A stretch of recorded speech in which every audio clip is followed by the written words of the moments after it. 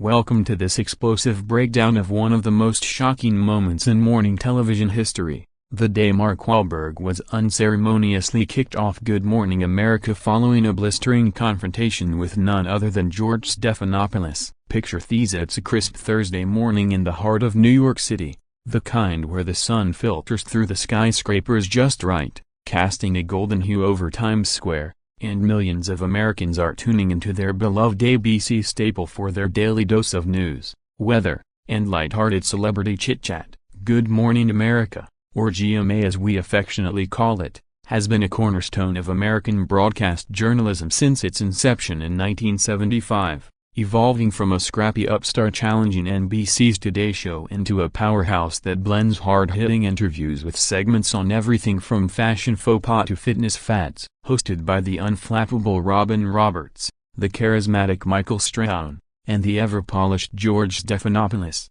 the show prides itself on delivering a polished, feel-good start to the day, complete with upbeat theme music that makes you want to grab your coffee and conquer the world. But on this fateful day, that carefully curated bubble was about to burst in spectacular fashion, thanks to the arrival of Boston's own tough guy turned leading man, Mark Wahlberg. Wahlberg, at 54 years young, isn't just any guest, he's a chameleon of Hollywood, having traded his Marky Mark rap persona and Calvin Klein underwear ads for gritty roles in films like The Departed, where he earned an Oscar nod, and Transformers, where he dodged explosions with the finesse of a street-smart everyman. His latest venture, a gritty action thriller titled Shadow Strike, was set to drop that weekend, promising high-octane chases through rain-slicked urban alleys and philosophical undertones about redemption, a perfect fodder for a promotional spot. The producers had slotted him in for a breezy 10-minute segment,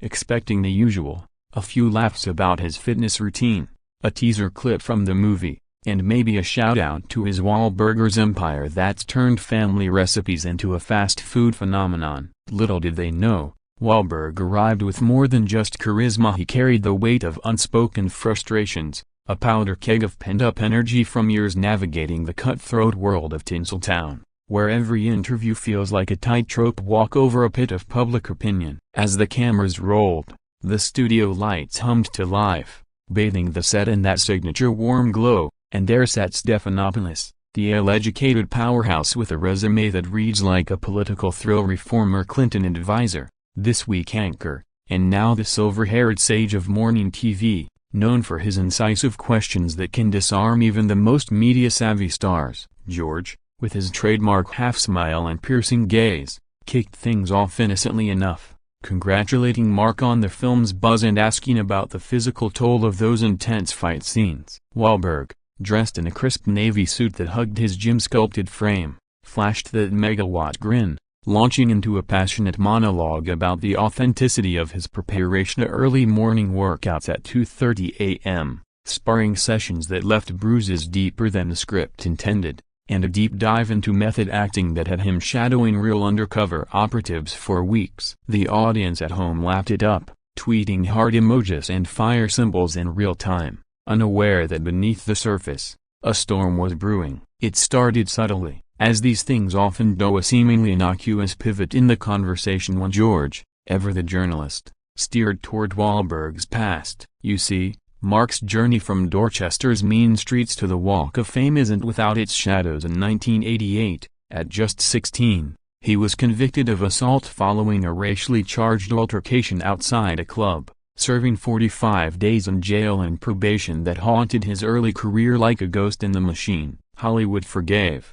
audiences moved on, but Stephanopoulos, with his background in White House spin rooms, has a knack for dredging up history when the narrative suits. Mark, you've spoken before about turning your life around, George said, his tone measured but probing, but with Shadow Strike delving into themes of justice and second chances. How do you reflect on those early mistakes now, especially in an era where accountability is everything? The studio went pin-drop quiet, co-hosts exchanged glances, producers fidgeted off-camera, and Wahlberg's jaw tightened ever so slightly. What followed wasn't a sound bite, it was the spark that ignited an inferno, a raw, unfiltered clash that would redefine viral moments and leave GMA's control room scrambling. As Wahlberg's eyes narrowed, The air thickened with tension, and in that split second, the line between promotional fluff and personal reckoning blurred irreparably. This wasn't just an interview gone awry, it was a collision of two worlds: entertainment's guarded optimism versus journalism's relentless pursuit of truth, playing out live for 4.2 million viewers. And as the exchange escalated, whispers rippled through social media. Wahlberg vs. George was trending before the commercial break. Hashtags multiplying like wildfire across Twitter, Instagram, and TikTok. Fans of the actor defended his growth, posting throwback clips of his apologies and charity work, while critics unearthed old headlines, questioning if fame had softened the edges of accountability. Back in the studio, though, there was no escape hatch. The red light stayed on, capturing every furrowed brow, every clipped word. Wahlberg leaned forward, his voice dropping an octave. "George, I've owned that chapter 1,000 times. Books, docs, therapy, you name it. But let's not pretend this is about my movie. This feels like a gotcha." Stephanopoulos, unflinching, countered with a nod to current cultural reckonings, mentioning high-profile cancellations and the Me Too movement's long shadow. The back-and-forth quickened, words flying like punches in one of Mark's fight scene as in accusations of selective memory, defenses laced with Boston grit, and an undercurrent of mutual respect fraying at the seams. By the time the segment hit its midpoint, the energy had shifted from congenial to combative, with Wahlberg slamming his palm on the desk, not hard enough to break anything, but loud enough to echo through the monitors. "Enough with the history lesson, talk about the work," he barked, his face flushing under the lights. George, cool as ever, pressed on, "But the work is informed by the man. Marky fans deserve the full picture." It was then,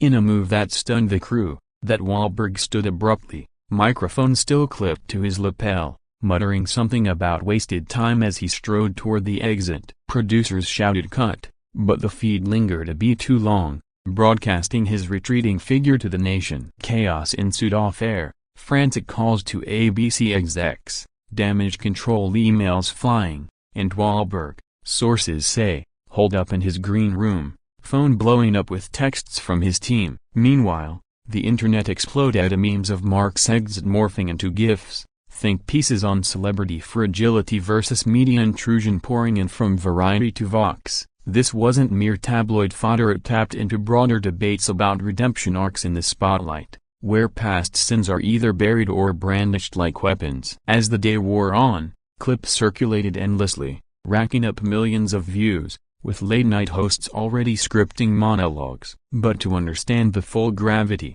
we must rewind further, to the man behind the myth, Wahlberg, the survivor who built an empire from scraps, only to face the mirror thrust upon him once more. His early life in South Boston was a crucible of poverty and petty crime, the sixth of 9 kids in a working-class Irish Catholic family, where his mother worked nights as a nurse and his father bounced between odd jobs. Dropping out of high school, young Mark fell into the trap of street life via cocaine addiction by 13, arrests piling up like bad bets. That 1988 incident, assaulting 2 Vietnamese men while high, yelling racial slurs, landed him in the clink and on every news outlet, a cautionary tale for the Reagan-era's war on drugs. Yet, from those ashes rose phoenix-like Rehab at 16, a pivot to music with New Kids on the Block cameos, then solo as Marky Mark, dropping hits like Good Vibrations that topped charts and packed arenas. The underwear ads followed,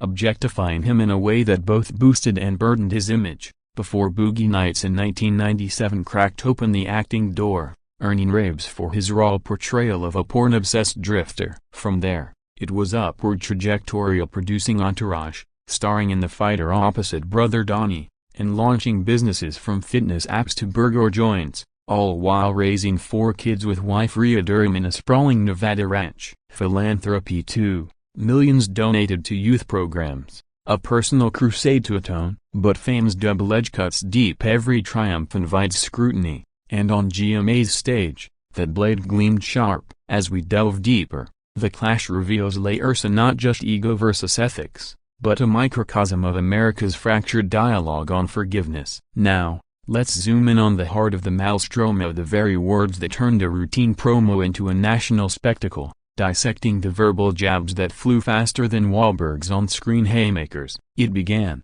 as I mentioned, with Stephanopoulos' pivot, but let's replay it beat by beat for those who missed the live feed or the 100 replays since. The clip opens with Mark in full charm mode, describing a particularly grueling stunt in Shadow Strike where he dangled from a helicopter over a mock LA skyline, wind whipping his face as pyrotechnics simulated incoming fire. It's not just physical, Georgia, it's mental warfare, he says, voice gravelly from years of accent work, eyes lighting up with that infectious passion that sells tickets. The audience coos, applause cues swell, and for a moment, it's textbook synergy. Starhawk's film network gets exclusive scoop, everyone wins. Then, the George, adjusting his glasses with that deliberate pause journalists use to signal depth, leans in. Admirable commitment, Mark, truly. But speaking of warfare, your character's arc mirrors your own, doesn't it? From street tough to hero reminds me of that 1988 Conviction. How has that shaped your view on systemic injustice today? Boom, innocent on the surface,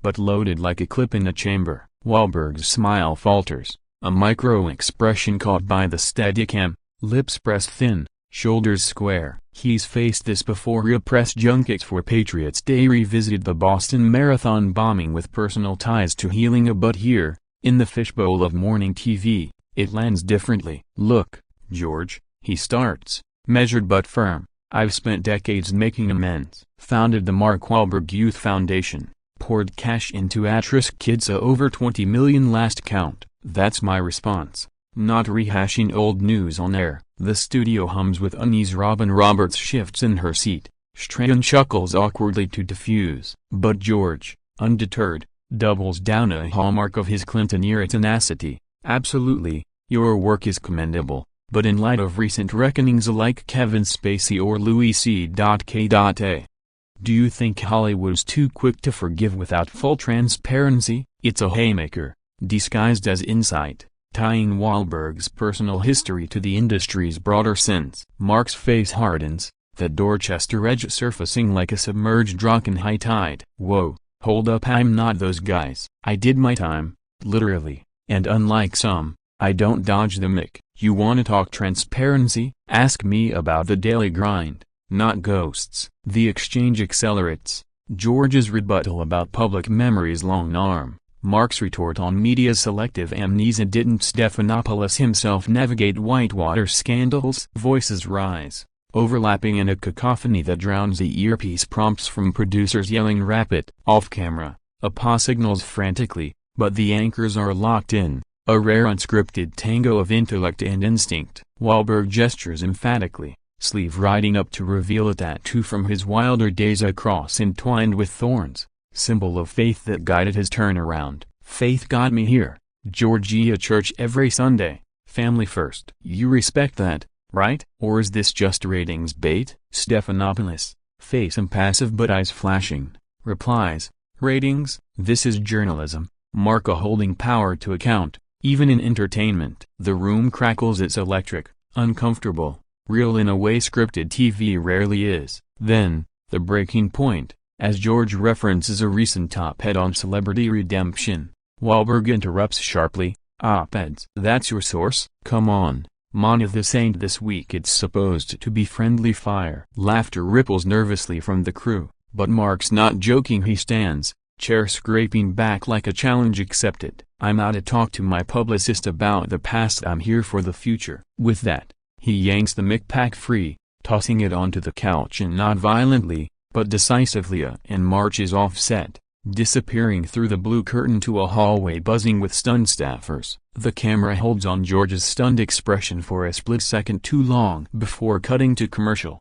the GMA logo swirling in awkwardly. Back from break, the co-hosts gamely pivot to weather, but the elephants trample the room. Social media ignites, Twitter's algorithm feasts, pushing #backlash to the top trends. With users split down the middle, Team Mark hails his authenticity. Finally, a celeb who says no to BS. Team George praises journalistic grit.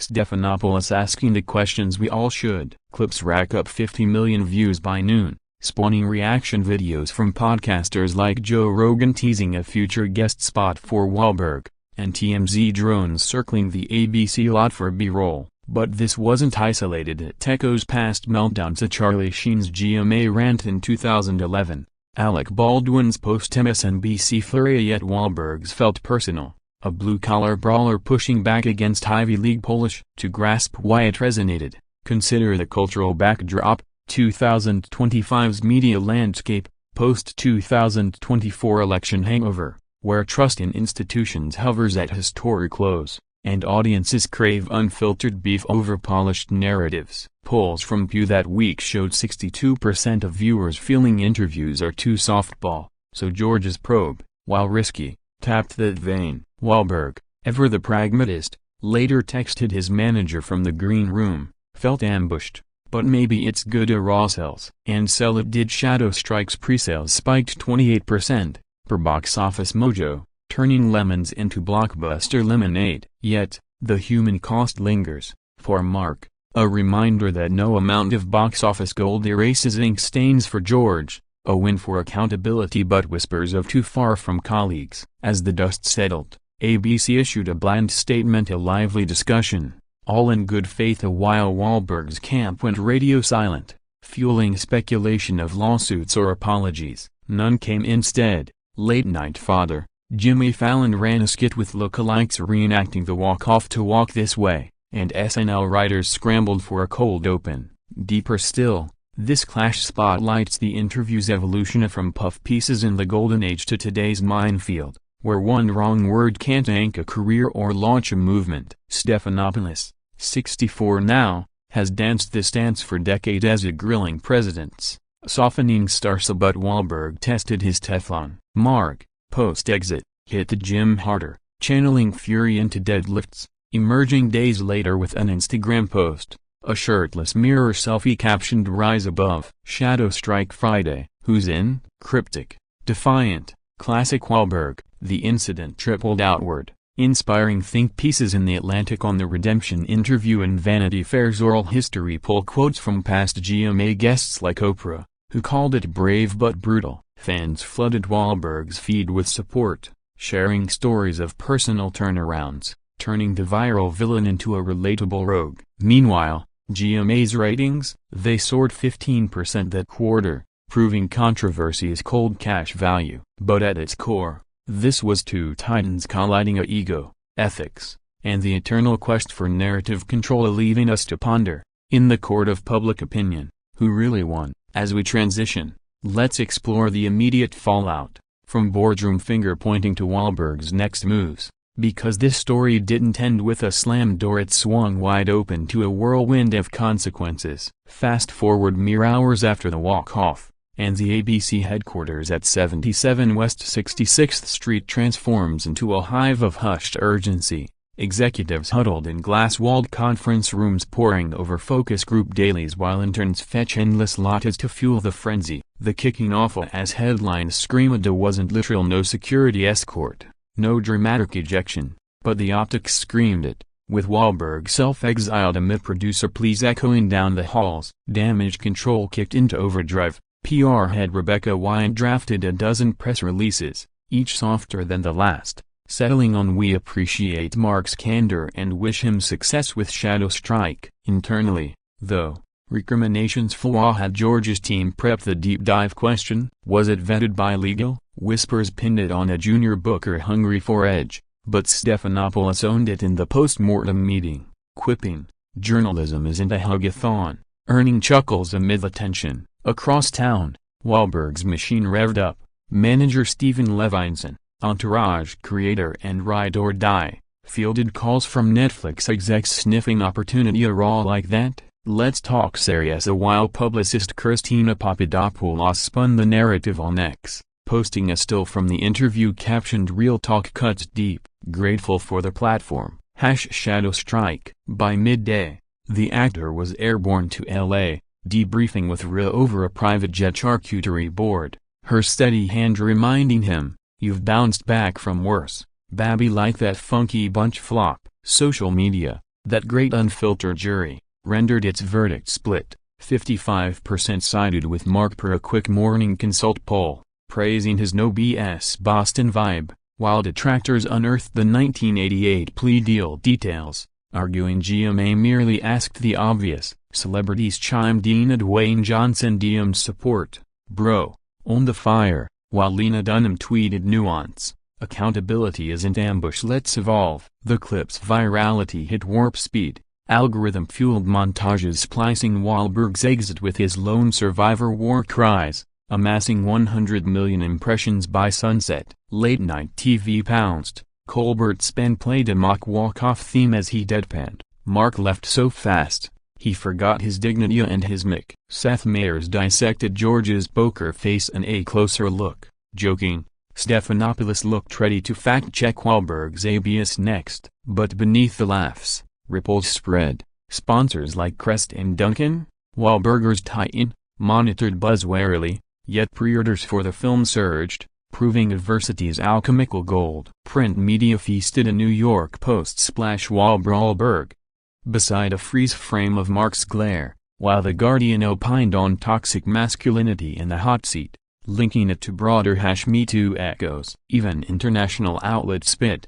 BBC's Newsnight, ran a segment on American celebrity culture's fragility, interviewing a bemused Wahlberg superfan in London. Back stateside, GMA's afternoon taping felt the chill of guests' monosyllabic, anchors tiptoeing around lively chats. Stephanopoulos, ever the pro, filmed a solo This Week promo unruffled, but off-mix sources say he second-guessed the phrasing, pondering if systemic injustice tipped too political. For Wahlberg, the flight home was reflective. Scrolling feeds, he saw fan art of himself as a comic book Avenger storming off villainous talk shows, a bomb to bruised pride. Touching down at Van Nuys, he hit his home gym, pounding a heavy bag inscribed with "Unbreakable," sweat mixing with strategy sessions via Zoom. Should he address it head-on in a podcast? Lean into the rebel rep? By evening, a plan crystallized. No apology, but a pivot to purpose. The next morning, October 18th, he dropped a video on Instagram live from his Nevada spree to casual tea,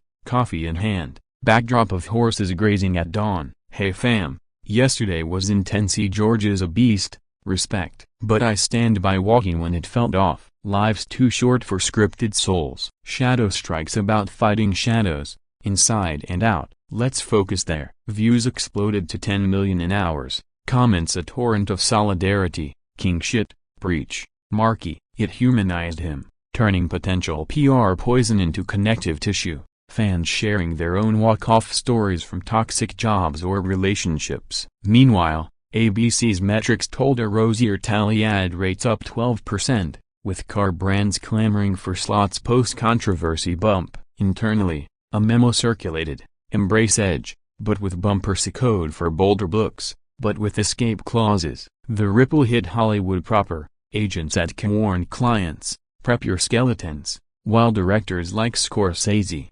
Wahlberg's mentor, texted kudos, "You reminded them you're no puppet." Public discourse deepened to a Reddit's R. Television threaded 5K comments debating when does promo become therapy? With top posts arguing for boundaries. TikTokers role-played the scene, duetting with dramatic filters. One viral skit featuring a puppet George needling a Wahlberg doll till it storms off to 2M likes. Economically, it juiced the industry. Shadow Strike's opening weekend projections jumped from $45 million to $62 million. Wahlburgers outlets reported 18% foot traffic spikes from curious walk-ins, and even Stephanopoulos' book sales for his latest on political memoirs ticked up 7%. Yet, personal tolls surfaced subtly. A Mark confided to brother Donnie over a family Zoom, "Hits the gut, Mona like reliving the courtroom," prompting a sibling huddle on resilience. George, too, fielded calls from old ABC News pals, one Clinton Allen joking, "You grilled him harder than Monica Lewinsky." Laughter aside, it underscored the host's tightrope, beloved for bite, but risking alienating the star system that fuels the show. As days blurred into a week, the story simmered. A paparazzi staking out GMA's plaza for tell-all teases, none materializing. Instead, a surprise olive branch. Wahlberg invited George to the Shadow Strike premiere via public tweet and no hard feelings. Round 2, your cues sharpened the edge. George replied graciously, "Deal, a trailer looks killer." Détente achieved, but the scar tissue enriched both. Mark's promoter gained grit. Audiences hooped on the real him. George's cred as unflappable interviewer solidified. Broader waves laughed at culture's shoresa. Podcasts like The Daily dissected celebrity versus credibility. Guests from sociologists to stand-ups weighing in. Nielsen data later confirmed, GMA's demos skew younger by 8 points post-incident. Gen Z drawn to the drama like moths to flame. For Wahlberg, it catalyzed a pivot to announcing a docuseries on New 3 integration, channeling the spotlight into substance. Stephanopoulos,